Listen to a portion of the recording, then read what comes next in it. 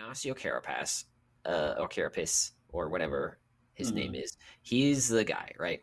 And I thought that his backstory had potential. Like there was Mm. clearly some level of brainwashing that was going on in the background where he wasn't remembering things that had happened in the past.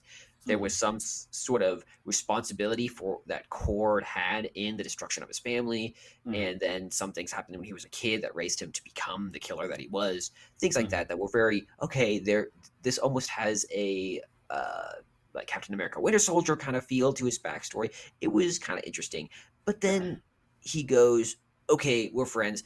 I'm going to kill this woman, which wasn't unjustified, but it basically turned into one of those very stupid things that happens in anime where they show a bad person and right before they die, they explain their backstory like we care. Newsflash, no one cares, which is why when that happens, that's stupid. And people make fun of anime for that reason, because it's stupid, because it doesn't make sense. You don't do that.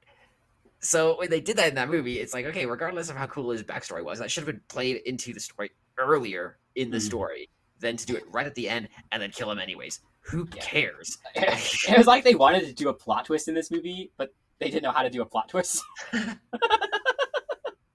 So let's just have a crappy revelation. Yeah. Okay, I see the argument there. They were doing paint by numbers, so Yeah. if that's the case, then that would make sense. Uh, Bad moment here. Like a plot build up here. Let's throw in surprise plot twist here. yeah, Let's it's make it green literally while we're at it. yeah. So that's all I need to say on that scene.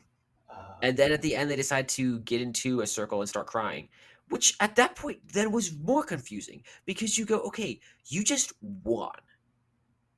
Did you just decide that the delay of your father's death decided to cash in now? Like, what are we doing here? It was very they're confusing at all that point. they're all You really good won. at holding their emotions back for several hours. And then it's like, okay, now I can let go now. Yeah, yeah. No, And honest, I agree. That was odd. I mean, I guess it kind of like from a story perspective, like, oh, like now we're gonna remember the father who died. It's like, but it also made no sense to do it right then. Like you could have just cut then and gone to the funeral or yeah, something. I don't know. yeah. Other things I guess worth noting is the thing I talked about earlier with Blue Beetle and the potential between the conflict with Jamie Mhm. and with the entity, which as a note, its name is Kaji Da, which Mhm. or something like that. Yeah. It actually had a name. It actually was some sort of entity. Mhm. One, it goes against what it said earlier, and it goes, "Oh no, we can't kill this woman because the woman being Victoria Cord, Yeah. who is the villain, because that's bad." When previously it was all for that, and how that happened in the matter of a couple days was not clear at all, or why it changed its opinion. It just decided it was the right thing to do, and was like, "Okay, we'll do this."